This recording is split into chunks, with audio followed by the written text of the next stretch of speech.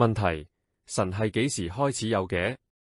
答：第一點，神係無開始無結束，佢一直都存在。出埃及記3點14分。神同摩西講：我係一直存在嘅。佢又話：你同以色列人講，嗰位一直存在嘅神差我嚟到你哋度。第二點，神係以前有，依家有，將來都會有。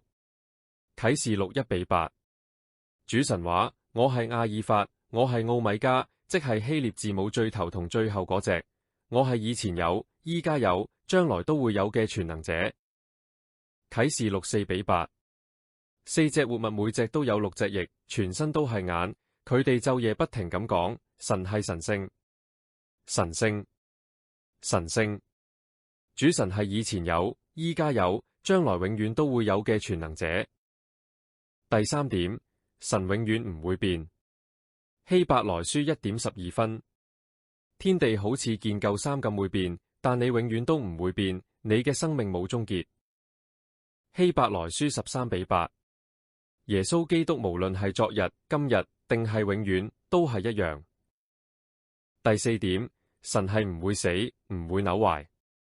提摩太前書6:16-17。神係唯一一位唔會死嘅，住喺人唔可以接近嘅光裏面，從來都冇人見過佢，亦都冇人可以見到。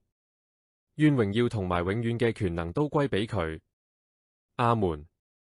你要提醒世上有錢人，唔好該傲，唔好靠啲錢，因為啲錢係唔可靠嘅，要靠嗰位厚賜萬物俾我哋享受嘅神。第五點，神又叫做永遠嘅父親。以賽亞書9:6。因為有個 BB 為我哋而生，有個仔賜俾我哋，佢會掌管一切，佢叫奇妙策士、全能神、永遠嘅父親、和平之君。第六點，神又叫做永生嘅神。申命記33:27。永生嘅神係你嘅依靠，佢嘅膀頭一直托住你，佢會喺你前面攆走敵人，話消滅佢哋啦。希伯來書10點31分。落喺永生神手上，真係好恐怖。第七點，神係從好耐好耐以前就已經存在，直到永遠。詩篇90:2。